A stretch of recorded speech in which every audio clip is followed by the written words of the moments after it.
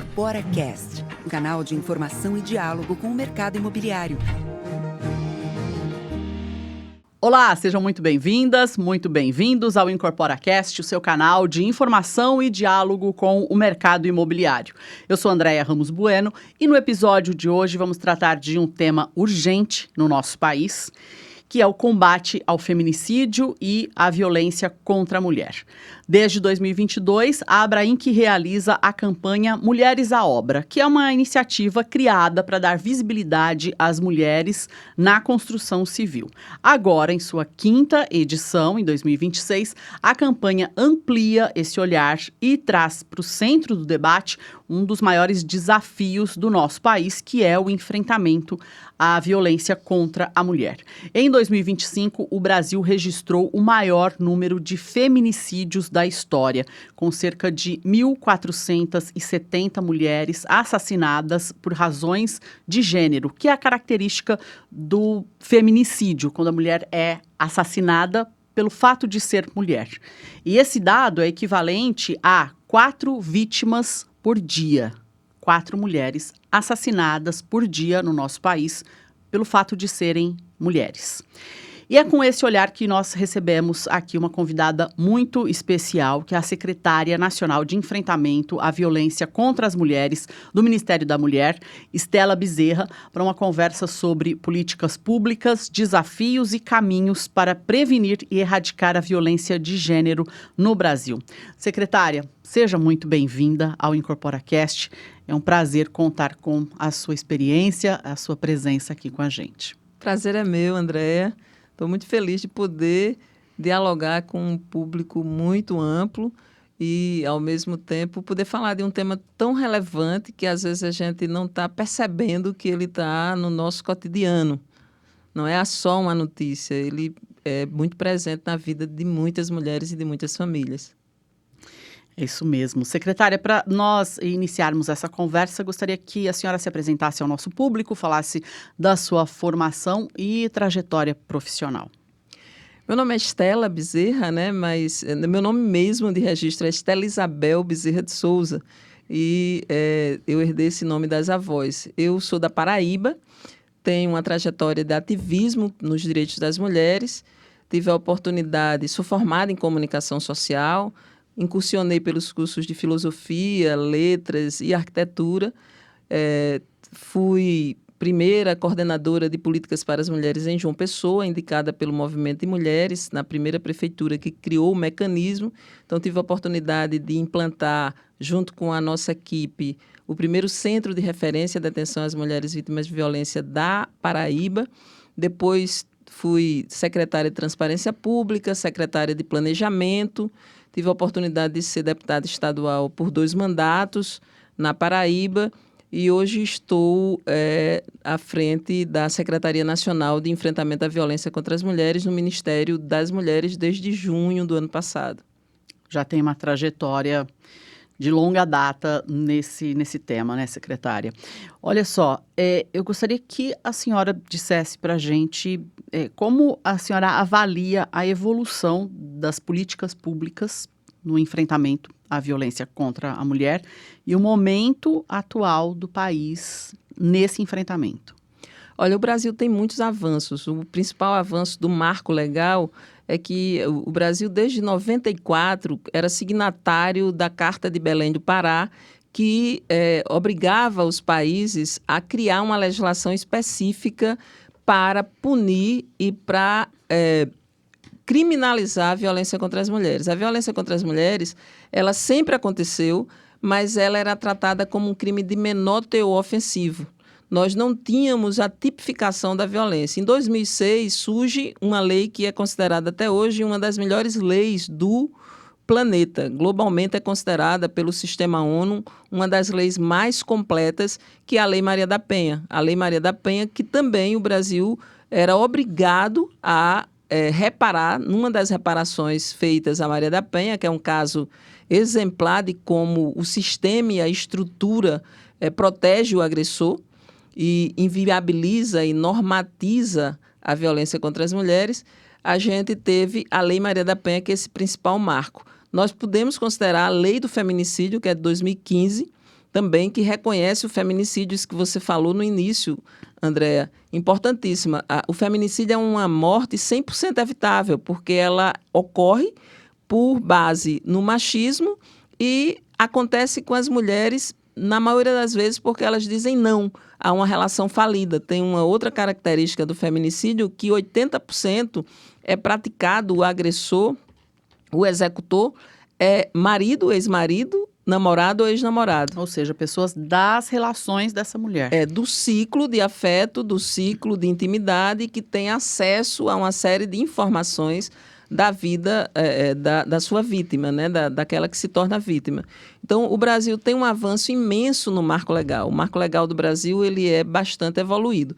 Nós temos aí desde 2020, 2003, o reconhecimento pelo governo federal e a realização da Conferência das Mulheres, a primeira Conferência Nacional das Mulheres, daí saiu o Plano Nacional de Políticas para as Mulheres. Então, o Brasil reconhece ali que existe uma diferença entre ser homem e mulher na sociedade, e essa diferença ainda persiste hoje em alguns indicadores. A gente pode considerar um indicador político. As mulheres são 51% da população, mas apenas 18% está representada no Congresso Nacional. As mulheres estão na força de trabalho, mas o nosso salário é 30%, 20% abaixo do salário dos homens. E quando a gente fala de violência, a gente fala de uma violência propositada, dirigida às mulheres, que é para manter as mulheres num tipo de comportamento e de conduta que seja subalternizado seu corpo, seu modo de vestir e as decisões que nós tomamos nas nossas vidas. Então, o Brasil cresceu em marco legal, o Brasil cresceu em políticas públicas, mas, infelizmente, entre 2018 e 2022, aliás, 2016 a 2022, houve um apagamento desse debate e houve um desinvestimento. Nós retomamos a Casa da Mulher Brasileira, os centros de referência, os financiamentos dirigidos aos municípios e estados, que é onde a vida acontece, obrigando ou ofertando 10% do Fundo Nacional de Segurança Pública para atividades e investimentos em ações de segurança pública para enfrentamento à violência contra as mulheres. Porém, existe um ambiente muito arriscado para as mulheres hoje, que é o ambiente da cultura e também do espaço virtual. Então, você tem uma expansão de redes de ódio contra as mulheres, existe um levante dos homens que consideram-se machos, né, entre aspas, e que pregam a ideia de que se uma mulher não lhe responde aos seus interesses, ela deve ser vítima de agressão. E eles têm conquistado uma legião de seguidores e têm atuado muito em homens jovens, e isso é muito preocupante. Secretária, para a gente se aprofundar um pouco, na verdade, assim, tentar encontrar respostas para essa onda de violência extrema e, muitas vezes, feminicídio que nós estamos vendo no nosso país, principalmente nos últimos meses. A senhora que trabalha tão de perto com essa questão, já tem uma trajetória acompanhando esse assunto, a que a senhora atribui esse aumento da violência? Olha, eu questiono ainda se há um aumento de fato do feminicídio. O feminicídio ele sempre existiu. Quando ele só tem 10 anos de tipificação, existe uma qualificação e um aumento do registro.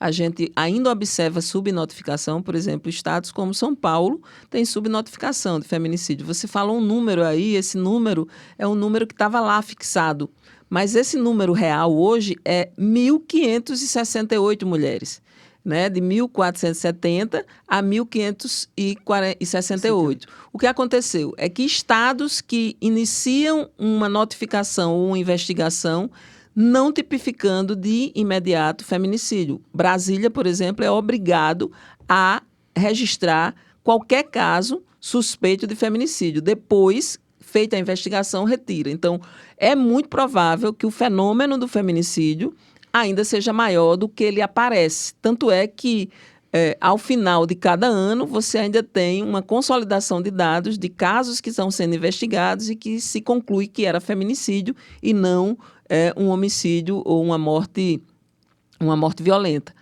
com mulher sem base pela sua condição de gênero. Então, assim, nós ainda estamos caminhando para colocar o crime do feminicídio e colocar lentes atualizadas sobre o seu tamanho e sobre a sua forma de acontecimento. Né? Quem é o perfil da mulher agredida? Essas mulheres são mulheres jovens que estão entre 23 anos e 45 anos, estão em vida reprodutiva, mais de 50% delas são mães, têm filhos, então existe, quando a mulher é vítima desse tipo de violência, quando ela é morta, né, ela simplesmente deixa filhos que são cuidados pelas mães dessas mulheres. Não existe ainda uma compreensão completa do impacto econômico e emocional de uma morte dessa, né? Então, nós temos aí muitas variáveis que faz com que eu afirme que o fenômeno da violência contra a mulher e o fenômeno do feminicídio é ainda maior do que nós conseguimos registrar nesse momento. Agora, existe um aspecto que talvez seja uma coisa que é assustadora, que é o fato de que esses crimes estão ficando cada vez mais perversos, cada vez mais violentos.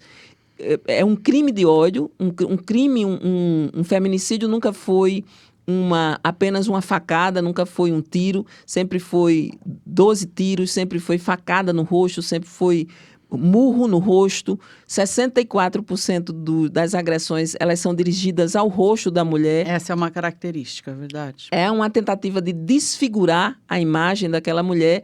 E existe hoje um tipo de prática ainda mais agressivo e perverso. O caso de Tainara, que é aqui em São Paulo, assim, o sujeito se viu na condição não só de atropelar, mas de arrastar o corpo dela por mais de 1 quilômetro. Então, isso são as características que nós temos. Lá no Rio Grande do Norte, Juliana, o camarada se sentiu no direito de espancá-la 61 vezes no rosto, dentro de um elevador, sendo filmado.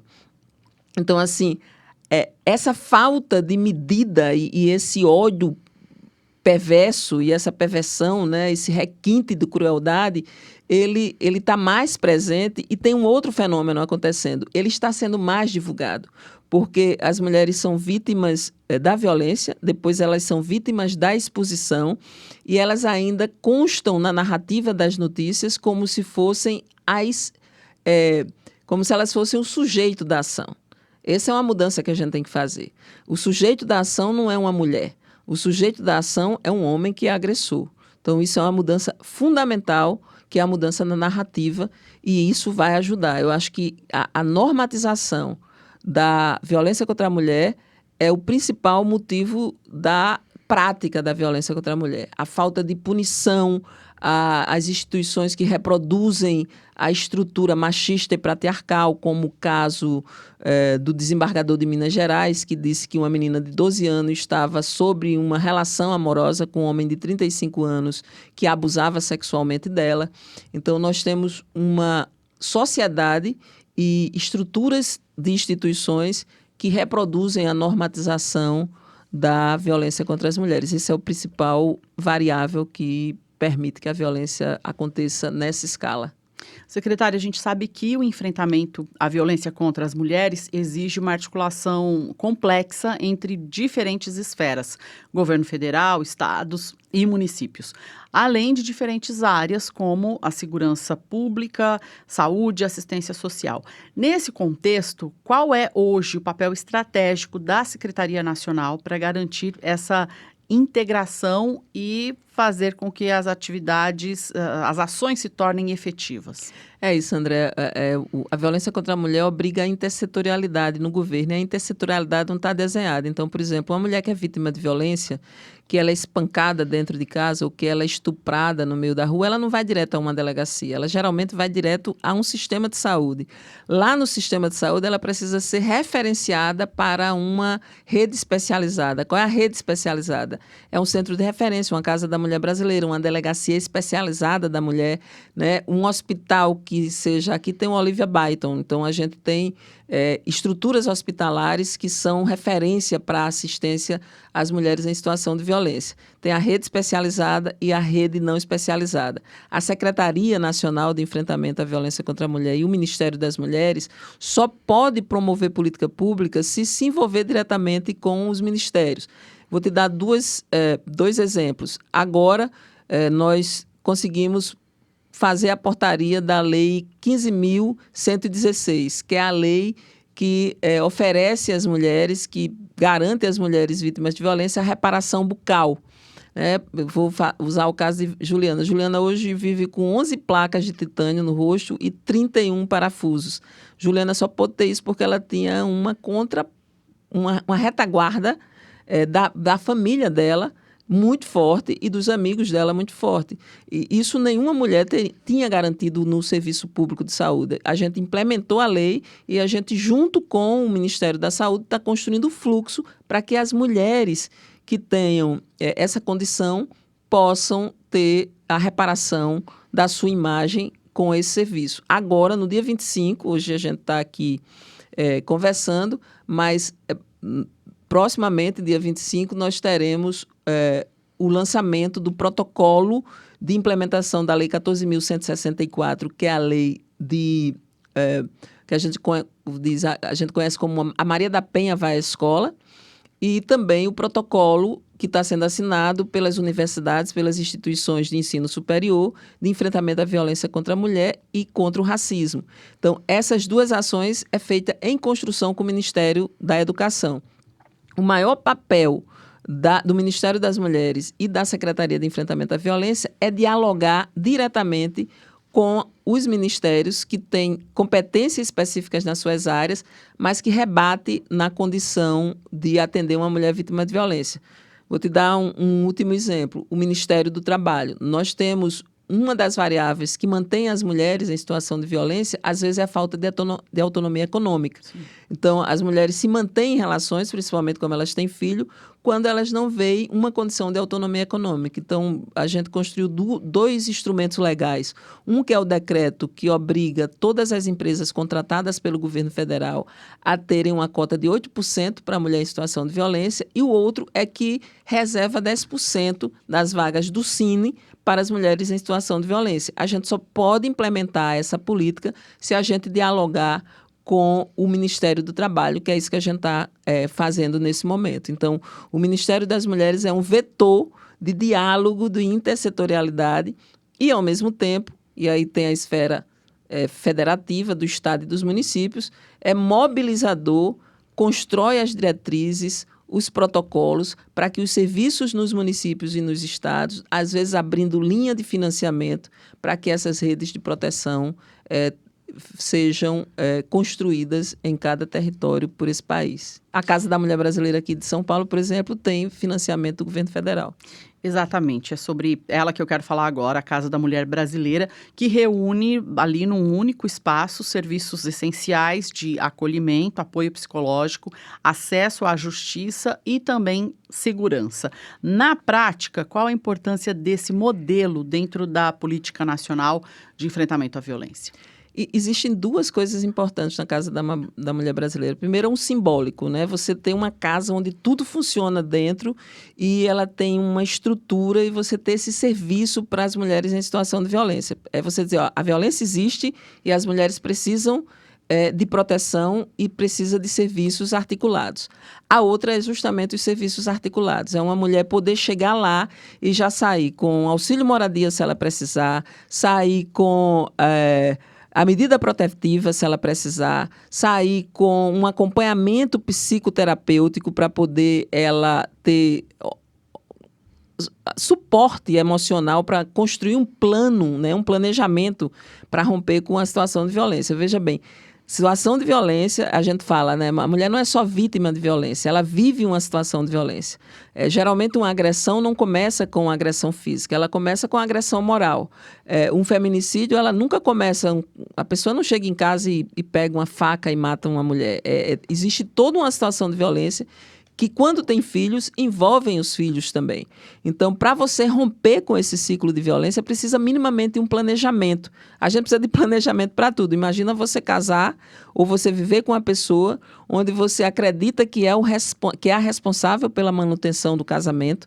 Muitas vezes você vai, quando a gente fala de mudança de opinião e mudança de comportamento, as instituições religiosas têm um papel importante na proteção da vida das mulheres.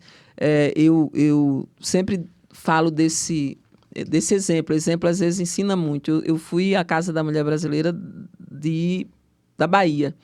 E lá uma delegada disse, eu estou com um problema muito sério, porque eu tenho uma mulher com risco de morte, mas ela faz parte de uma igreja e o pastor orientou a ela a manter-se na relação, porque ela é responsável pela manutenção do casamento. E ela ficou em dúvida, porque além das condições econômicas serem difíceis, o pastor da igreja está dizendo a ela que ela permaneça em casa, mas eu sei que ela está correndo o risco de morte. Eu disse, delegada, chame esse pastor, convide ele a saber da situação real da mulher a partir da perspectiva da segurança pública e diga a ele que, se acontecer alguma coisa com ela, ele também será envolvido no processo como depoente. E aí ela disse que deu super certo, porque o pastor entendeu que o problema era muito maior do que um problema de ordem religiosa, que a mulher corria risco de morte, que os filhos corriam risco de morte, e ele tomou outra postura, inclusive uma postura de proteger a mulher. Então, acho que gestos como esse são muito importantes para a gente mudar a cultura. E a Casa da Mulher Brasileira é essa delegada que cuida de casos específicos de violência contra as mulheres, e está ali com o fórum, que está ali com a Defensoria Pública, que está ali com o Ministério Público, né, atuando todo mundo junto, e pode oferecer. Uma mulher sai de um atendimento como esse com um olhar global sobre todas as dificuldades que ameaçam a sua vida e com uma ação e um planejamento global sobre todas as necessidades que podem promover a ruptura da situação de violência. Ciente de direitos também, não é, secretária? Consciente de direitos e com uma rede de apoio. Porque, às vezes, as mulheres têm até consciência de direito. Aí a gente pode falar de mulheres de classe alta, de mulheres delegadas, advogadas, médicas, que não têm independência econômica, e que conhecem os direitos, mas que não têm uma rede de apoio emocional e subjetiva para poder fazer a ruptura. A gente não está falando aqui só de mulheres pobres, empobrecidas, desempregadas. A gente está falando de todas as mulheres. E tem muita mulher autônoma que tem independência econômica e que, às vezes, não faz a ruptura porque não consegue ter uma rede de apoio própria. Secretária, essa questão esse apoio oferecido pela Casa da Mulher Brasileira é extremamente importante, como a gente disse, todos os serviços essenciais, na verdade, estão ali. E como fazer que esse tipo de estrutura chegue a mais mulheres em diferentes regiões do país, inclusive nas áreas mais vulneráveis? E quais são hoje os principais investimentos e planos para ampliar essa rede de atendimento? Olha, essa rede está subdimensionada, isso é verdade. Na segurança pública, nós temos 712 delegacias especializadas, mais da metade delas não é só de delegacia da mulher, tem outras delegacias funcionando conjuntamente.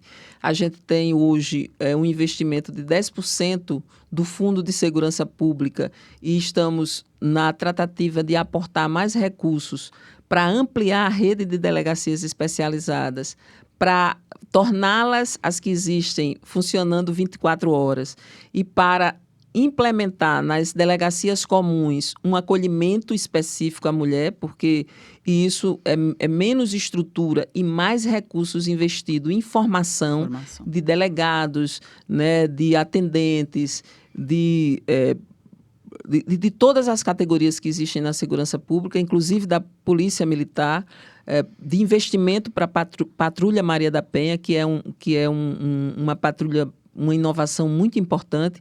Para você ter uma ideia, as medidas protetivas que são acompanhadas pela Patrulha Maria da Penha, elas têm muito mais eficácia. A gente tem aí que 13% das mulheres que foram executadas, elas estavam com medida protetiva. Isso quer dizer que houve uma falha na proteção da segurança pública com as mulheres sob medidas protetivas, e a gente tem indicadores de que quando o monitoramento é feito pela Maria da Penha, existe uma eficiência, uma eficiência muito grande.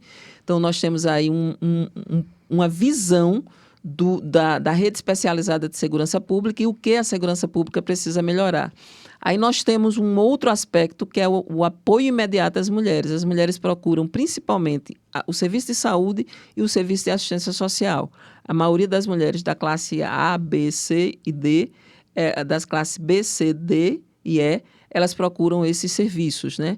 E esses serviços nem sempre estão preparados para fazer a referência dessas mulheres numa delegacia especializada, numa casa da mulher, num centro de referência, no Ministério Público, que tem um núcleo específico de proteção às mulheres.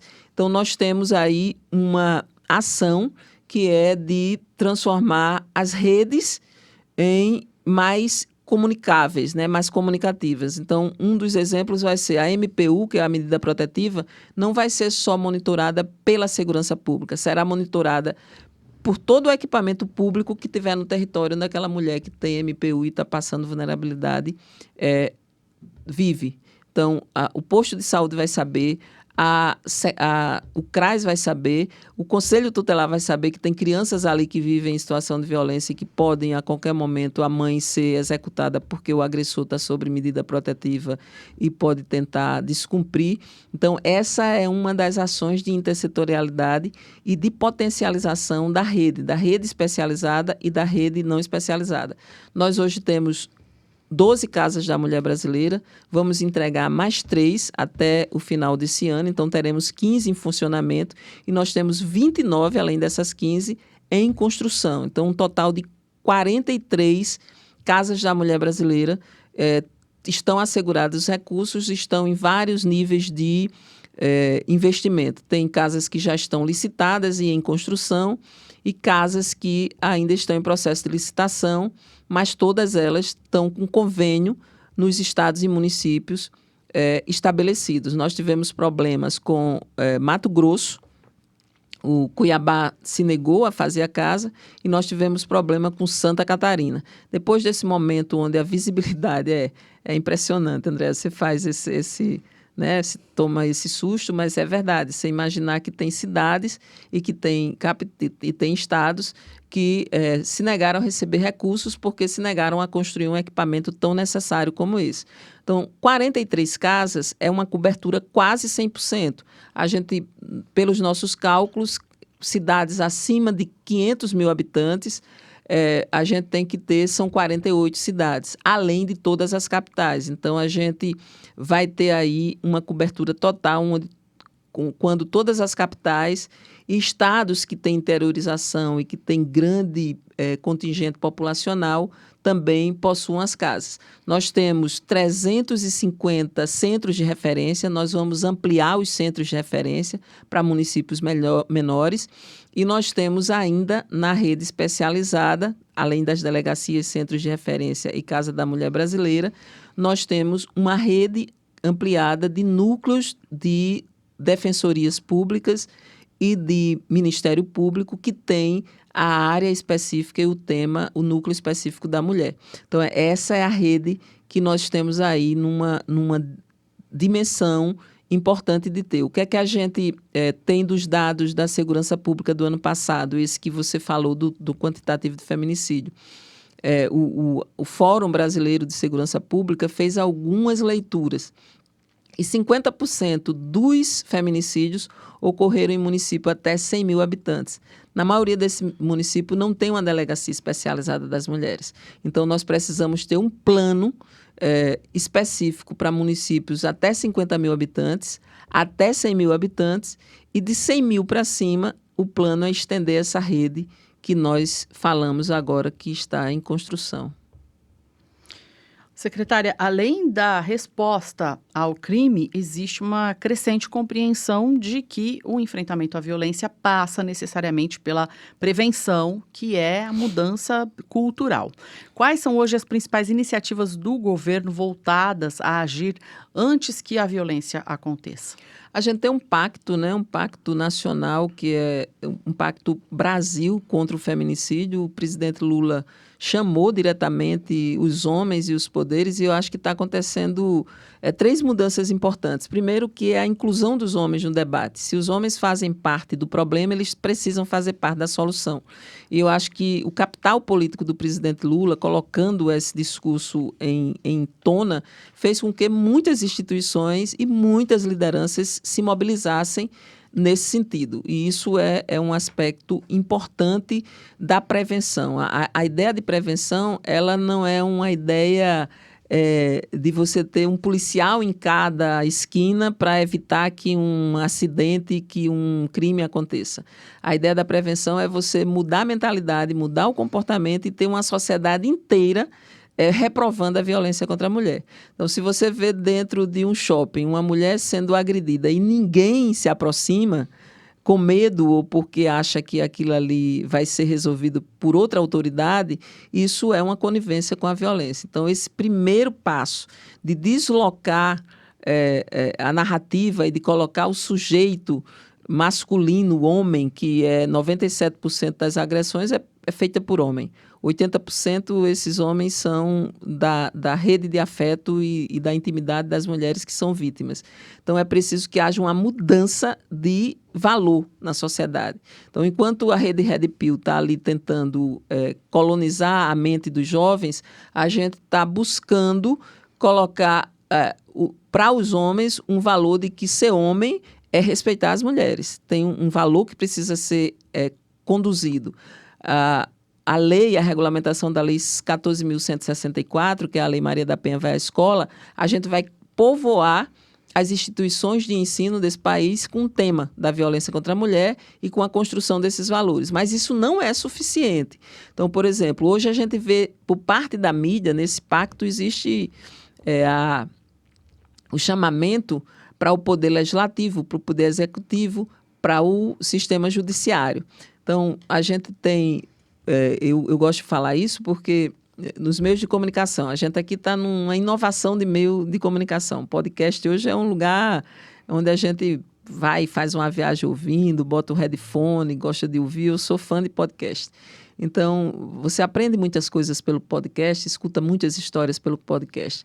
Quando eu falei de Juliana e quando eu falei de Tainara, eu não falei o nome dos agressores, né? O de Juliana eu conheço bem, que é Igor. Igor foi preso, está penalizado. O da Tainara, eu não lembro bem o nome dele, porque assim, os agressores eles são protegidos na narrativa da notícia. A notícia sobre violência contra as mulheres, ela termina sendo... A mulher, de novo, é a autora da ação. A mulher é o sujeito da notícia, enquanto que o sujeito da ação na violência contra a mulher é um homem. Esse homem tem rosto, tem história, tem nome, né? Então, agora mesmo aqui, acho que aqui em São Paulo, um homem subiu num apartamento de classe média e com a arma na mão e deu 20 tiros. No Recife. No Recife. Pronto, no Recife. E essa situação é uma situação que pela primeira vez eu ouvi dizer assim, ó, um homem tal, a imagem do homem, foi ele que foi exposto. Mas porque a mulher não estava presente. Se a mulher estivesse presente, se ele tivesse conseguido atingir talvez a mulher, ela fosse... A história mas seria outra. Essa narrativa do homem buscando fazer a violência, ela não aparecia. Tem razão. Eu acho que começa a ter, eu acho que os meios de comunicação têm uma responsabilidade muito grande. Eu não sei se você acompanhou o caso de Thales Machado, que executou 2 filhos e depois se suicidou. Sim. E deixou uma carta, fez uma postagem amorosa para os filhos, e depois matou-os e deixou uma carta tentando responsabilizar a mulher do ato que ele tinha cometido. E a imprensa repercutiu, e os meios de comunicação repercutiu de uma maneira de que essa mulher que teve os filhos assassinados e a sua imagem desconstruída não pôde acompanhar o velório dos filhos pela mobilização popular contrária. Então, assim, a ação do governo, quando coloca esse tema no centro, chama os poderes e constrói um plano de ação com investimentos para poder tratar o feminicídio até a ação da política pública, a gente dá conta. Para além da política pública, para a mudança de comportamento, para a mudança de mentalidade, a iniciativa privada, a sociedade como um todo, ela não só é corresponsável, como é a maior capacidade de mudança de comportamento está nas instituições que não são as instituições do poder público. Eu falei aqui dos meios de comunicação, eu falei aqui das instituições religiosas.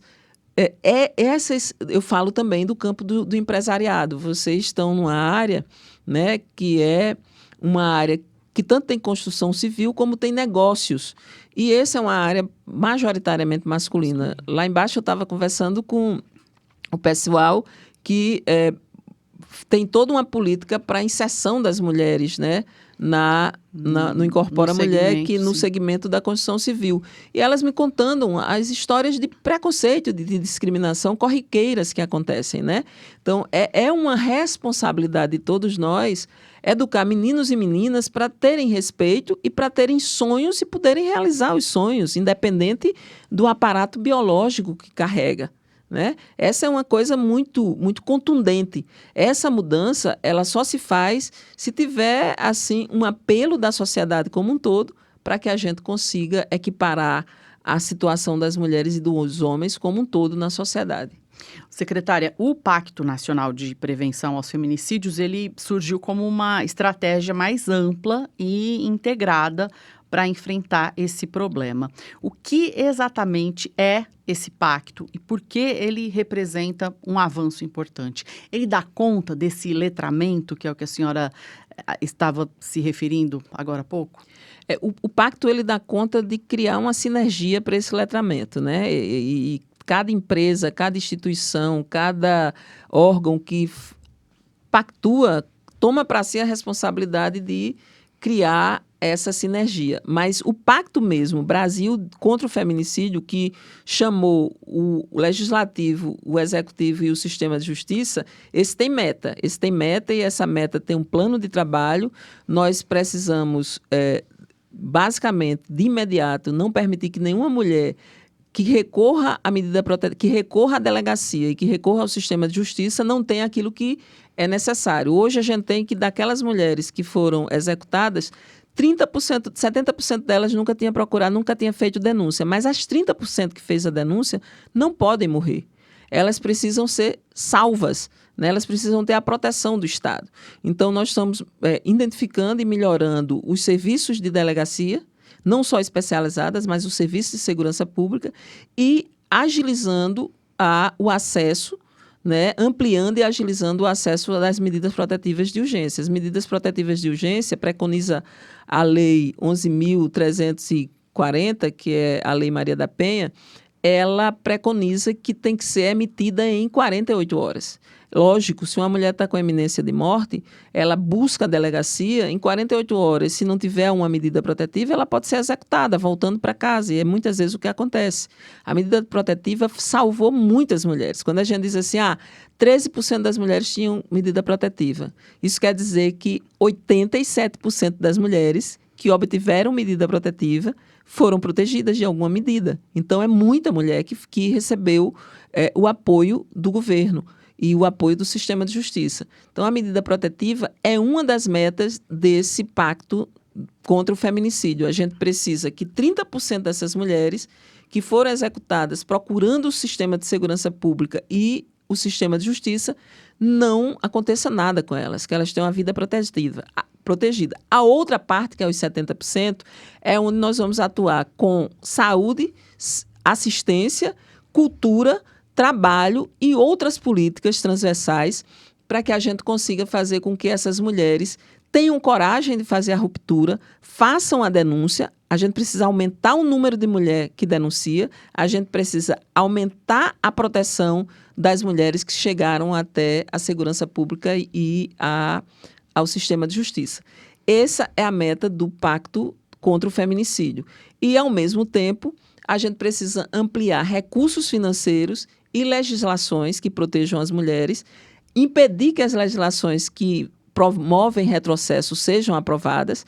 Não sei se você assistiu, mas ontem na Comissão do Direito das Mulheres, na Comissão das Mulheres, houve assim uma total tentativa de impedir o trabalho e a condução da presidente da comissão, que é a deputada Érica Hilton, aqui de São Paulo, que tem feito um trabalho brilhante, né, tem um posicionamento brilhante na Câmara Federal, mas várias pautas que é do nosso interesse, que precisam ser aprovadas agora em março, foram impedidas de serem discutidas e aprovadas. Então, o Legislativo tem o seu papel, o Executivo tem o seu papel e o Sistema de Justiça tem o seu papel. E se nós não trabalharmos de maneira articulada, se um botar para frente e o outro colocar para trás, a gente não consegue chegar na nossa meta. A gente não pode e não precisa ter nenhuma mulher morta por feminicídio. Volto a dizer, feminicídio é uma morte 100% evitável. Secretária, só voltando um pouquinho até ao início dessa minha última questão, a gente está falando para um público, para um segmento majoritariamente masculino. Já temos, sim, muitas mulheres na construção civil e mercado imobiliário, mas ainda é majoritariamente masculino. E a gente fala muito de letramento. Queria que a senhora explicasse o que é letramento e qual a importância dele. O letramento é uma atualização de lentes de enxergar o mundo, né? A gente enxerga o mundo sobre crenças. A gente não enxerga só o que a gente vê, a gente enxerga o que a gente acredita, né? Então, assim, o letramento é uma oportunidade de a gente se atualizar. O que é a atualização? As pessoas dizem assim, isso é cultural, não vai mudar. Ao contrário, é cultural, vai mudar. O que não muda é natural. Natural é comer, dormir. Se a gente não comer, não dormir, a gente não produz, a gente adoece, a gente não sobrevive. Mas a gente sobrevive sem explorar o trabalho das pessoas negras. A civilização, durante um tempo, e a igreja teve seu papel, raptou pessoas negras do seu continente e escravizou, tratou elas como animais, né? A gente cresceu na medida que entendeu que não se pode fazer isso, é uma medida civilizatória. Nós tínhamos hábitos, a gente constitui vários hábitos que são da cultura e que a gente pode transformá-los porque são da cultura. Esse é um hábito baseado na cultura de que os homens são superiores às mulheres. Então, a gente vive num mundo em que o branco, ser homem branco e heterossexual, tem regalias. E essas regalias se sentem ameaçadas quando alguém não segue essa cartilha ou quando alguém não nasce nessa condição, e aí é preciso construir inferioridade. Então, o Brasil, vou te dar exemplos muito concretos. O Brasil, 51% do Brasil é feito de mulheres. O Banco Mundial disse ao Brasil lá atrás, na década de 80, disse, olha, se você está me pedindo dinheiro emprestado, você vai ter que botar as mulheres no plano de desenvolvimento desse país, porque como é que você vai me pagar aleijando do processo de produção do trabalho 50% da população, né? Aí hoje você tem assim, como é que você vai viver sem incluir a população negra no desenvolvimento desse país? Esse país é um Brasil negro, é um país negro. Então, como é que a população negra vai ficar de fora? 28% da população do Brasil é de mulheres negras. Como é que a gente não vai incluir as mulheres negras no plano de clima, por exemplo? Então, concretamente, a gente não tem condição de evoluir sem um letramento. E esse letramento faz parte da gente ampliar, nivelar o nosso conhecimento e enxergar a realidade sobre outra ótica, né? A gente tem feito várias mudanças de comportamento para a nossa saúde e para o nosso bem-estar. Tem que fazer, basicamente, a gente fumava, todo mundo fumava. O cinema, fumar era a coisa mais bonita, exótica, atraente. Até em avião se fumava. Em avião se fumava. Depois se descobriu que o maior motivo de morte era câncer de pulmão. E câncer de pulmão, além do grande sofrimento, é bastante caro. E é um tipo de economia e é um tipo de sofrimento que a gente não precisa passar por ele se a gente cultivar o hábito do não tabagismo. Então, a gente deixou de transformar o fumo e o ato de fumar num glamour e mostrou que o ato de fumar tinha aquelas consequências. É o que a gente está fazendo hoje com a violência contra as mulheres. Não existe glamour nisso, não existe necessidade nenhuma de esconder uma coisa trágica como essa, porque a violência contra as mulheres acontece em casa e acontece em todas as idades. Eu sempre digo assim, um corpo de mulher é um corpo vulnerável nessa cultura. A gente tem casos de estupradores, médicos anestesistas que estupraram mulher durante o parto, né? A gente tem narrativas e histórias verdadeiras de necrotérios, de pessoas que cuidam de necrotérios, que pegam um corpo de mulheres mortas e vendem para ato sexual, né? Então, nós vivemos num mundo onde um corpo de uma mulher precisa sair desse lugar de total... se chama, acho que tem uma teórica chamada Judith Butler, que ela fala do corpo abjeto, né? É como se o nosso corpo fosse um corpo abjeto. Em qualquer momento ele pode ser vítima de qualquer tipo de assédio. Uma mulher não está segura em nenhum lugar, nem dentro de casa. Então, essa é uma condição que o letramento e que a nossa capacidade de atualização de lente pode mudar.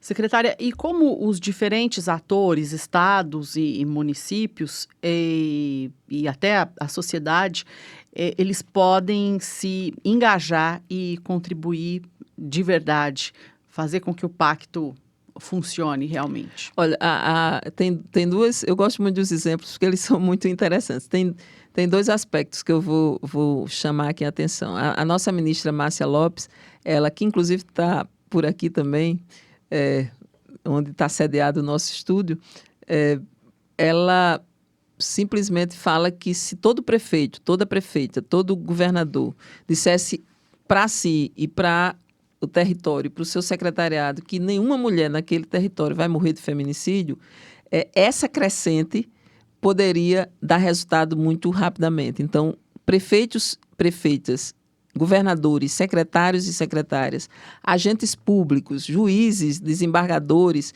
que não estão de acordo com isso, precisam se posicionar. Eu acho que Martin Luther King fala uma coisa que é uma frase muito importante para a gente lembrar. Me assusta menos o ódio dos tiranos e mais a inoperância do cidadão comum, daquele que fica incólume, que não responde a um estímulo daquele, que não se revolta, que não se posiciona, né?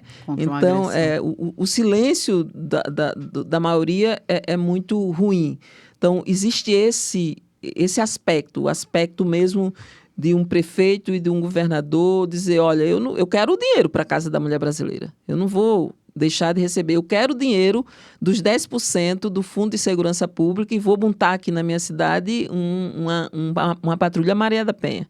Eu vou colocar os meus funcionários da área da saúde, da educação e da assistência para discutir esse tema.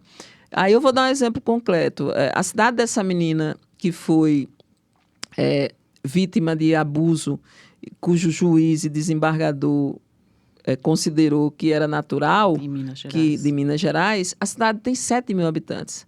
A cidade não tem uma delegacia. Não tem uma delegacia da mulher, não tem uma delegacia.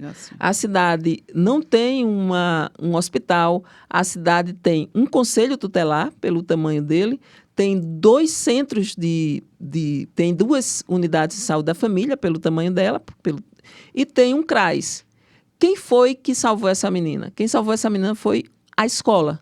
Uma professora que sentiu falta dela na sala de aula, porque um dos sintomas foi ela abandonar a sala de aula, foi atrás de saber e fez a denúncia e fez o caso virar um caso de segurança pública e de direito e proteção da criança e adolescente. Então, não é necessário, dependendo do tamanho do município, você ter grandes estruturas. É necessário você ter políticas públicas e pessoas formadas e qualificadas e com um sentimento que não vai permitir que uma criança, uma menina seja abusada sexualmente, que uma mulher seja espancada.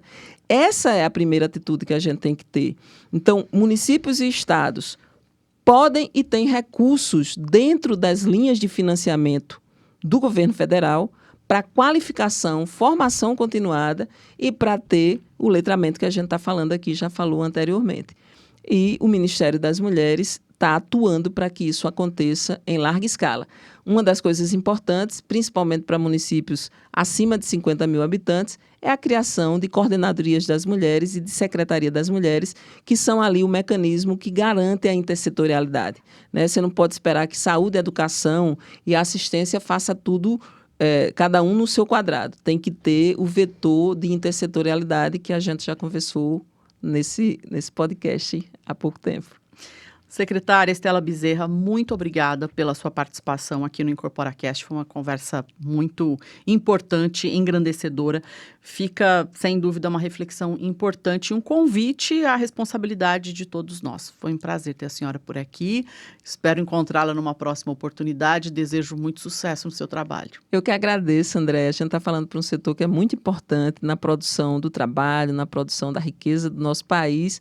Eu espero ter deixado, assim, algumas provocações e informações que façam as pessoas refletirem e sempre, assim, me reflito, né? Porque a gente falar sobre violência contra as mulheres e falar todas essas histórias são muito penosas, são muito doloridas, são muito... Às vezes dá muita falta de perspectiva, mas eu quero deixar aqui uma mensagem muito esperançosa. Eu acredito nas mulheres, eu acredito nos homens que acreditam nas mulheres e eu acho que a gente pode fazer muito, muito, muito para transformar essa história e vocês, com esse podcast, estão dando a contribuição de vocês. Gratidão. Podemos sim, secretária. Muito obrigada. E para você que nos acompanha, fica um reforço. Se você ou alguém que você conhece está passando por uma situação de violência, procure ajuda, denuncie, ligue 180, ligação anônima, especialmente anônima, gratuita, 24 horas e de qualquer local do Brasil. Lembro que o IncorporaCast está, além do YouTube, no Deezer, Spotify, principais agregadores de podcasts. Agradeço a sua audiência e te encontro no próximo episódio do IncorporaCast.